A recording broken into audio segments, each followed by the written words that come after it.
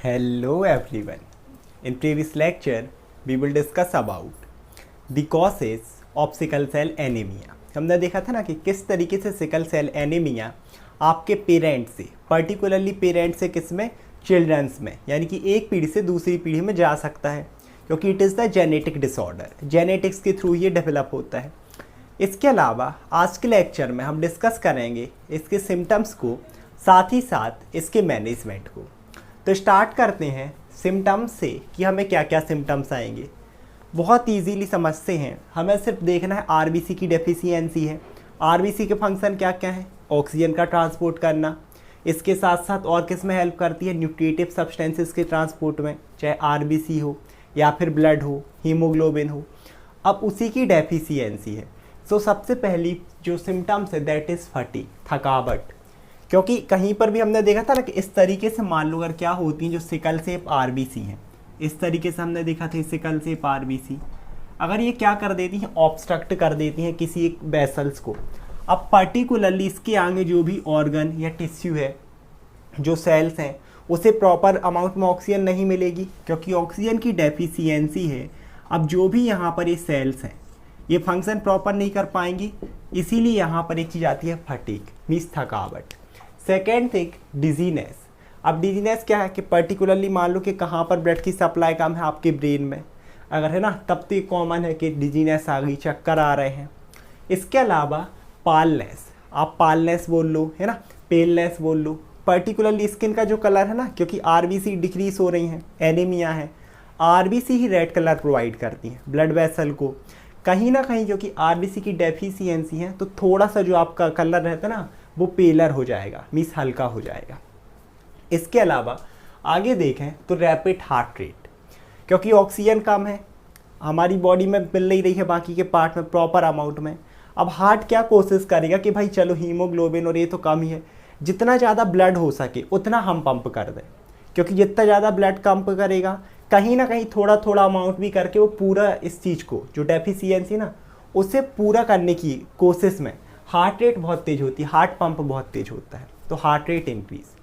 और क्योंकि heart rate increase है, ऑक्सीजन की डेफिशिएंसी है, सांस लेने में दिक्कत तो आनी ही है। कई बार सांस रैपिड होगी, कई बार आपकी जो ब्रीदिंग होगी ना वो स्लो हो जाएगी, तो breathlessness, difficulty in breathing, normally shortness होती है, जल्दी जल्दी सांस लेता है इंसान। इसके बाद आगे देखें तो जॉइंटिस। अब जॉइंटिस कैसे डेवलप होगा? जॉइंटिस का सीधा सीधा मतलब है आपकी बॉडी में बिलीरुबिन लेवल बढ़ जाना। नॉर्मल बिलीरुबिन हमने कितना देखा था, जो नॉर्मल बिलीरुबिन लेवल था दैट इज 0.1 to 1, 0.1 से लेके 1 मिलीग्राम पर डेसीलीटर, ये नॉर्मल था। अगर ये इससे ज़्यादा हो जाए, है ना, 1.5 से लेके 2, या फिर यहाँ तक सीवियर कंडीशन में 3 तक चला जाता है, 3 मिलीग्राम पर डेसीलीटर, है ना। अब जॉइंटिस क्यों हो रहा? और बिलीरुबिन बनता कैसे है? जब आरबीसी का डिस्ट्रक्शन होता है। मैंने फैट ऑफ आरबीसी करके एक वीडियो बनाई है ना, आरबीसी वाली प्लेलिस्ट में, अगर आप देखना चाहो, उसी में बहुत अच्छे से एक्सप्लेन किया था कि जब आपकी आरबीसी डिस्ट्रॉय होंगी, उसी के थ्रू बनती है बिलीरुबिन। नॉर्मल लेवल इतना है, जो कि किस चीज़ के लिए रिस्पॉन्सिबल है? आपकी स्टूल को येलोइश कलर प्रोवाइड करने के लिए, और इतना ही बनना चाहिए हमारी बॉडी में, नॉर्मल कंडीशन में इतना ही बनता है। क्योंकि यहाँ सिकल सेप की वजह से आरबीसी ज़्यादा डिस्ट्रॉय हो रही हैं, दैट इज़ वाई इसका अगर लेवल बढ़ गया और जॉइंटिस डेवलप हो गया, तब आपकी स्किन, फिर ये जो पेलनेस है ना, ये बहुत ही ज़्यादा हो जाएगी। यहाँ तक कि स्किन का कलर एकदम येलो, आइज़ का कलर आपका एकदम येलो, यूरिन का कलर येलो, क्योंकि पिगमेंट का अमाउंट बढ़ गया है। इसके बाद आगे देखें तो डिलेड ग्रोथ, क्योंकि प्रॉपर ऑक्सीजन नहीं मिल रही है, सिंपल सी बात है, सेल की ग्रोथ रुक जाएगी। जैसे हमारी ग्रोथ, अगर किसी को भी ग्रोथ करनी है, भाई जिम जा रहे हैं तो प्रोटीन का शेक तो आजकल आदत ही हो गई है, ट्रेंड बन गया है। पहली प्रोटीन की बोतल ले लेंगे, पता चले पहली गटक के वहाँ बैठी जिम ही नहीं हो रही कि आज ज़्यादा पी लिए। तो ग्रोथ के लिए ज़रूरी है प्रोटीन नेसेसरी। अब क्योंकि यहाँ ऑक्सीजन ही नहीं है, तो ग्रोथ रुक जाएगी पर्टिकुलरली, है ना। तो यहाँ आप बोल सकते हो डिले हो जाएगी, स्लो हो जाएगी ग्रोथ। इसके बाद फ्रिक्वेंट इन्फेक्शन। अब इसको बहुत अच्छे से समझना कि इन्फेक्शन मतलब छोटे छोटे इन्फेक्शन आपको लगातार होंगे, कभी फीवर तो कभी ये तो कभी सर्दी कभी जुकाम, कुछ भी। रीज़न क्या है कि इन्फेक्शन कौन कॉज करता है? Pathogen, bacteria, virus. अब इन बैक्टीरिया वायरस को जो सेल किल करती हैं that is macrophages, mainly spleen में किल कर रही थी। क्योंकि यह भी एनीमिया हो रहा था। हमने देखा था ना, खुद स्प्लीन ही डैमेज हो रही थी, या तो वहाँ ऑब्स्ट्रक्शन हो रहा था, स्प्लानिक इन्फेक्शन हो रहा था, उसकी सेल डेथ। तो क्योंकि स्प्लीन, यहाँ तक कि स्प्लीनिक्टॉमी तक हो रही थी, हमने ये चीज़ भी देखी थी कि स्प्लीन का फंक्शन लॉस। तो अगर स्प्लीन का फंक्शन लॉस हो जाएगा, वो बैक्टीरिया, वायरस, पैथोजन को किल नहीं कर पाएगी, इसीलिए आपको इन्फेक्शन बहुत ज़्यादा देखने मिलेंगे। और हमारी बॉडी में कोई भी इन्फेक्शन हुआ, कोई भी बैक्टीरिया, वायरस आया, बॉडी का एक ही सिस्टम है, टेम्परेचर इंक्रीज़ करो, ताकि जो भी वो बैक्टीरिया, वायरस हमारी बॉडी में आया है, जो पैथोजन हमारी बॉडी में आया है, वो इस टेम्परेचर में सर्वाइव ना कर सके और उसकी डेथ हो जाए। अब इतना सब कुछ हो रहा है हमारी बॉडी में, तो हेडेक तो कॉमन सी चीज़ है, सर्दी जुकाम में ही हेडेक होने लगता है। आजकल तो बिना किसी के भी हेडेक कॉमन हो ही गया, तो हेडेक हो जाएगा। इसके बाद ये तो सिम्टम्स हैं, अब कुछ कॉम्प्लिकेशन देखते हैं कि इन सिम्टम्स में अब देखना क्या ज़्यादा दिक्कत हो सकती है, क्या कॉम्प्लिकेशंस हो सकते हैं। पहली चीज़ है स्ट्रोक। अगर स्ट्रोक को पर्टिकुलरली आप बोलो ना, सेरिब्रोवैस्कुलर डिसीज़। अब क्या हो जाए, समझ लो ना, ऑब्स्ट्रक्शन। अगर पर्टिकुलरली ऑब्स्ट्रक्शन आपके ब्रेन में हो जाए, तब आपके ब्रेन में प्रॉपर सप्लाई नहीं जाएगी, और ब्रेन ही हमारी पूरी बॉडी को कंट्रोल कर रहा है, because it is the control system.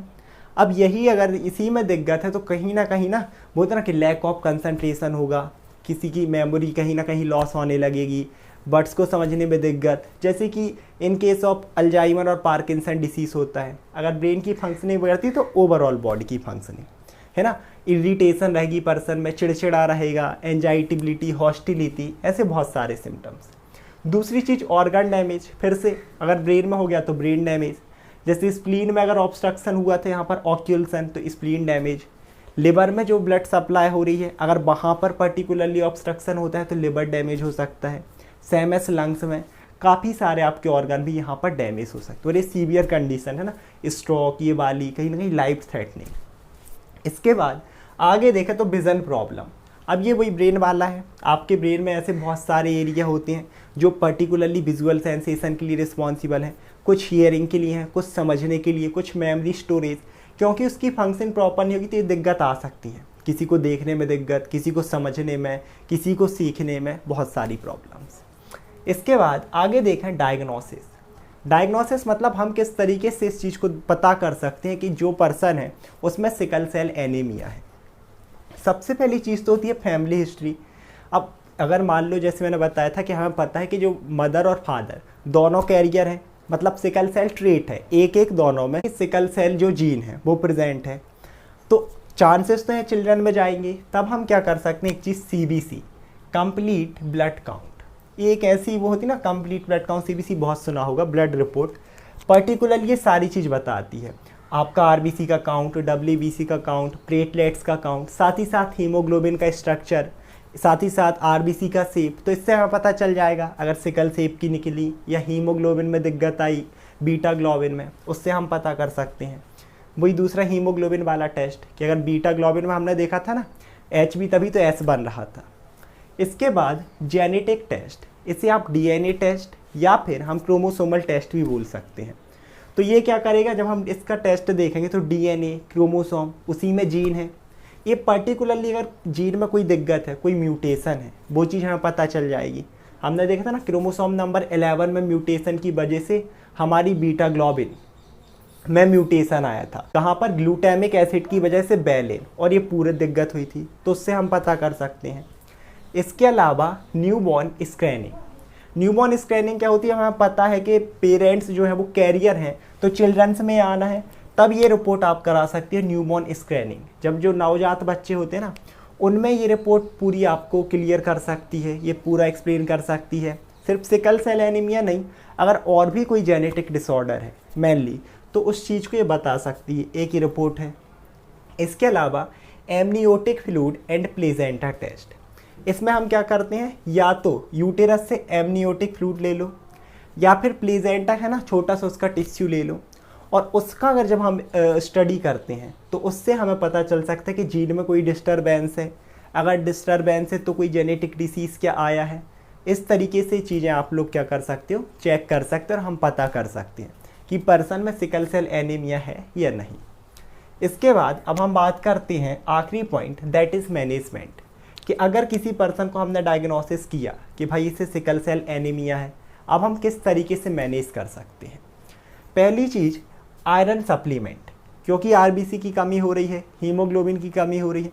अगर हम आयरन सप्लीमेंट ज़्यादा लेंगे, आप कैप्सूल के फॉर्म में ले सकते हो, टैबलेट्स के फॉर्म में ले सकते हो, जैसे कि ड्यूरिंग प्रेगनेंसी होता है आयरन की टैबलेट्स फीमेल को, एक तो ये उस चीज़ की कमी पूरी कर सकती है।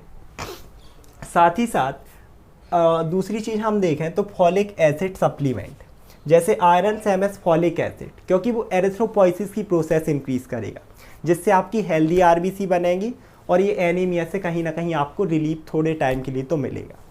इसके बाद आगे देखें तो आयरन रिच फूड कैप्सूल तो आप ले ही रहे हो, साथ ही साथ ऐसी डाइट जैसे स्पाइनच है, गाजर है, जिसमें आयरन के सोर्स ज़्यादा हैं। इसके बाद देखें तो कंज्यूम विटामिन सी। अब विटामिन सी लेने का क्या फ़ायदा है, नॉर्मली जो हम आयरन लेते हैं ना वो बहुत ज़्यादा एब्जॉर्ब नहीं हो पाता हमारी इंटेस्टाइन से, लेकिन अगर आप विटामिन बी कंज्यूम कर रहे हो किसी भी फॉर्म में, तब आपकी बॉडी में आयरन का एब्जॉर्बसन बढ़ जाता है। मीन्स आयरन आप जो खाओगे वो बहुत अच्छे से एब्जॉर्ब होगा। इसके बाद आगे देखें तो एक तो ब्लड ट्रांसफ्यूज़न है कि अगर किसी में एनीमिया है तो आप ब्लड ही ट्रांसफ्यूज़ करा दो एक पर्सन से, हेल्दी पर्सन का ब्लड जिसे पर्टिकुलरली ये डिसीज़ है, तो उससे रिलीफ मिल सकता है, थोड़े समय के लिए तो मिल ही सकता है। इसके अलावा बोन मैरो ट्रांसपेरेंट, एक हेल्दी पर्सन है उसका बोन मैरो से लेकर हम एक अनहेल्दी पर्सन में ट्रांसपेरेंट करा सकते हैं, ताकि पर्टिकुलरली इस बोन मैरो से अब क्या होंगी हमारी PHSC प्लूरिपोटेंट हीमेटोपोइटिक स्टेम सेल, जो कि हेल्दी आरबीसी का फॉर्मेशन करेंगी और इस कंडीशन से काफ़ी हद तक उस पर्सन को रिलीफ देंगी। इसके साथ साथ जब भी ये कंडीशन होंगी तो अगर हम देखें तो हम इन्हें क्या दे सकते हैं, पेन किलर भी दे सकते हैं, क्योंकि ये बहुत सारे क्या कर हमने देखा था ना कि अगर यहाँ पर ऑब्स्ट्रक्शन होगा, इन्फेक्शन होगा, तो बहुत सारी जगह पेन, चेस्ट पेन हो सकता है, एब्डोमिनल पेन हो सकता है, तो इन कंडीशन में हम पेन रिलीफ भी दे सकते हैं, पेन रिलीवर, जो कि कहीं ना कहीं उस पर्सन को थोड़े टाइम के लिए पेन से रिलीफ देंगी।